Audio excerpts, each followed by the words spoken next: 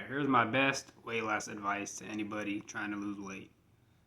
Alright, so first, you want to start your calories as high as possible, where you lose at least 1 to 2 pounds per week. If you're over 200 pounds and you're female, for example, it's okay to lose 3 to 5. Once you get down below 200, you want to aim for that 1 to 2 pounds lost a week. So, say you can lose weight eating 2,600 calories. Start at that 2,600 calories. And what I like to do is 5 to 7 days a week of cardio, but I don't like long cardio. You always want to start off easy and then get harder the longer it goes. So say you do 10 to 15 minutes of HIT cardio, high intensity training, or if you do 15 to 25 minutes of regular cardio, right? You're going to keep just doing that for as long as you keep losing weight. Say they get you from 200 to 160 pounds, great. So what happens first before you lower your calories is you're going to decrease your calories by 100 to 200 per day. And then you're going to keep losing weight. It's very simple. Everything about training is all about basic math. If you're worried about my hand, it's because I try to tan my... It doesn't matter. Anyway, so you're going to do that, right? But once you get to the point of doing HIT for about 45 minutes, high intensity training, or cardio from 45 to an hour, that's when you want to start lowering your calories. And then if you're doing regular cardio, you might want to start making it more intense. That way you burn more calories and you can go back on the time. So say you did an hour of standard cardio to lose this weight. Now you can go back to like 30 minutes to 35 minutes of high intensity training and still continue to lose weight. And if you do steady state cardio, which is like jogging, bike riding, anything that's like at a moderate pace, where your oxygen demands can keep up, that's steady state. And high intensity training, your heart rate's high, it's hard to get your breath, oxygen demands aren't being met, so your legs are burning. The difference between the two is they lose at the same rate of fat, right? But one is going to increase your metabolism, and that's the high intensity training. Because it uses more quick muscle fibers, which is the bigger fiber of the two. Because it's slow twitch and fast twitch. And fast twitch is two versions of it, but I'm not going to go into all that. So eventually, say you're doing that 45 minutes or 30 minutes of HIT now, right? Now you're going to start decreasing your calories, but only when you stop yielding results. If you're still losing 1 pound a week, just keep it there. That's good. But if you want to lose faster, it's okay to lose faster. Just don't go past that 2 pounds per week. So this is what you're going to do until you get to where you want to be at, right? And say you start at 2,600 calories. Let's say you were 250 pounds. Now you're 115 pounds, for example, and your calories are at like 1,500, right? So you're going to go up the same way you went down. You're going to go up 100 calories a week. That way you don't go up too fast, because if you go up too fast, you're going to get fat. Because your body's now used to lower calories.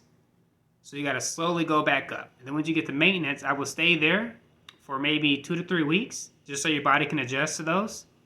And if you did the HIT cardio, like say you used to get fat off of like 2,200 calories, for example, which isn't a lot of calories because you had a bad metabolism, now you could probably eat 3,000 calories and still lose weight. Me, I went from about 2,300 to even 4,000 calories I was eating every day, and I would only gain half a pound a week, which, yeah, so it got really fast.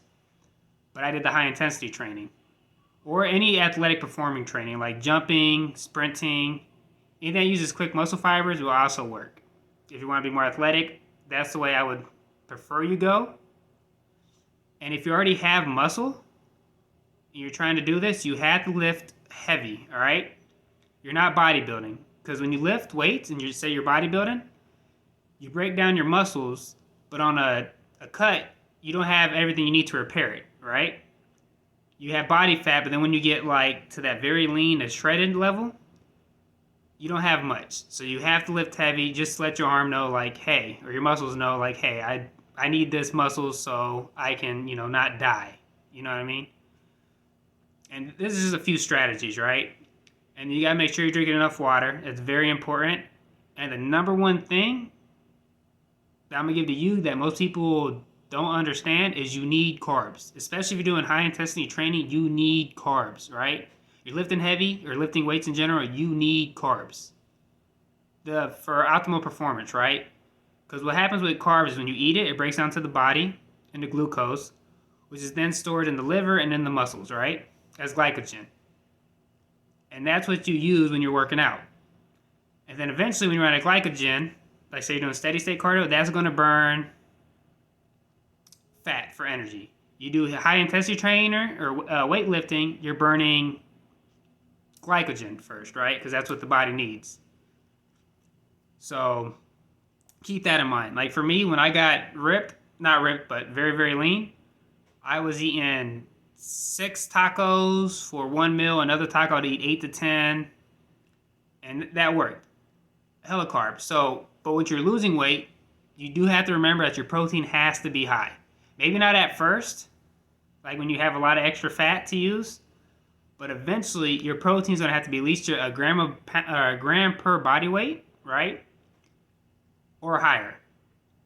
And you can keep all your muscle, or at least the majority of it, right? And you can even go up in strength on a cut, which people think you can't. You can. I do it all the time. I normally get stronger when I cut weight, actually. But you can't go from the very lean part to the shredded. And the way I found out is, say your natural waist is 30 inches, right? If you get it to 30 inches and say you're 160 pounds, don't lose any weight past your natural limit waist, right? Because if I go from 160 pounds to 155 and my waist stays 30 inches, that means I just burnt a shitload of muscle. And half that weight or more is going to be from muscle because you don't have much fat left. So you got to be very careful not to get to that shredded range. Maybe the first time you do it, if you don't really lift weights and you're new, it's okay to do that. But if you've been training for a while, you have to be very careful not to do that because then it's just like going backwards. That's also why I don't like bodybuilding. I don't like cutting and then bulking because you don't really need to bulk. The only time you need to bulk to build muscle, getting off topic, but anytime you got to bulk to build muscle, right, is if you're new. I would say that's best to make sure you get enough stuff. Or if you haven't worked out for a long time, then yeah, you want to bulk to like speed up the process, right? You're going to get some extra fat you don't need, but that's okay. And then you're going to cut that weight, and then you're going to not bulk up, you're going to main gain, maybe either maintenance calories or maybe an extra 100 to 200 calories, but you're going to stay lean, you're going to keep your muscle, and you're slowly going to build muscle. This is after the bulking phases, right? And that way you can still build and you still be lean year round. You don't have to do that back and forth stuff. I think that is ridiculous. You're training hard. Why are you going backwards and forward? The only time you should go backwards is if you get injured. And if you get injured, you still have to train. You just have to train smart. And if you just stop working out altogether, that injury is not really going to get better. It's going to get worse, right? Because how you fix an injury, you have to train, but you have to train smart. And of course, a lot lighter. Just be smarter, you know what I mean? Or go to someone that knows how to teach you how to train smarter, like a trainer, physical therapist maybe. Doctor, I wouldn't say a doctor because, they're for medicine, right? Doctors do not know everything about fitness. Have you seen a doctor's physique? Most of them, right? People always think doctors know everything. They do not. They're very good at what they went to school for, right? But when it comes to fitness, they're not the best. You know what I'm saying? Because doctors always say stuff, and I hear it from clients. It's like, come on, man. Like, the biggest one I hear is that they say, I don't know if this actually happens, that the doctor says they're in starvation mode. The girl will be like 220, 250 pounds. And they'll be like, yeah, so I don't eat enough calories. And my doctor says my body's in starvation mode, and that's why I'm getting fat. Like, that's not how it works. To get fat, you have to have a surplus of calories. That's just the way the body works, you know? Calories is just energy for the body. But yeah, so losing weight, high protein. Building muscle, your protein doesn't have to be as high. You just have to have a lot of carbs. And then the carbs is your first system of energy or whatever it's called.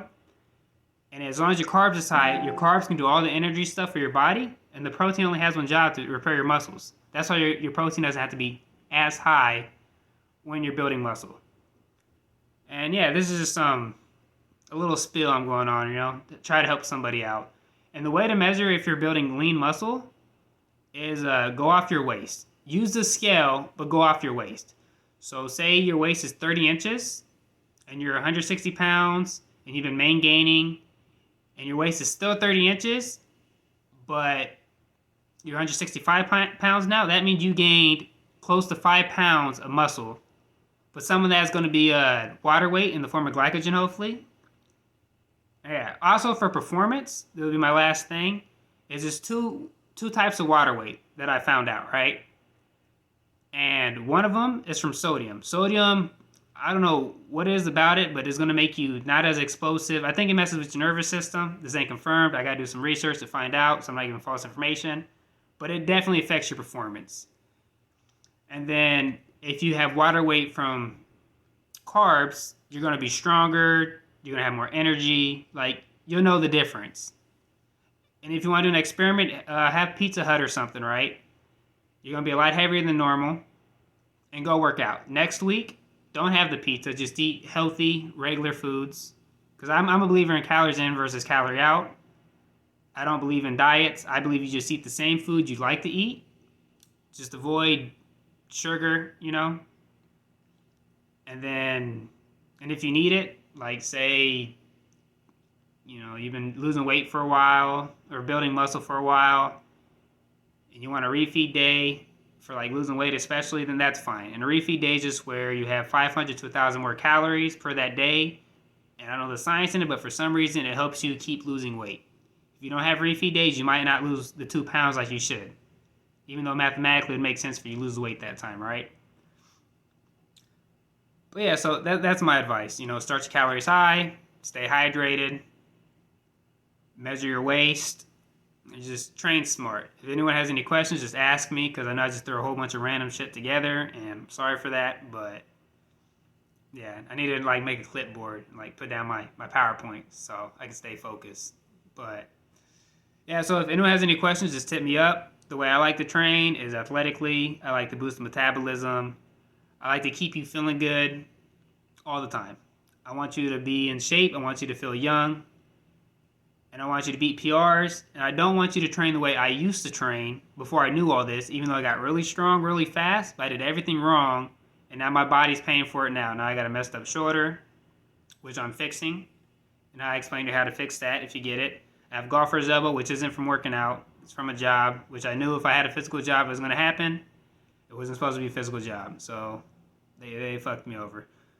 But yeah, so any questions, just hit me up, comments, whatever, Hi.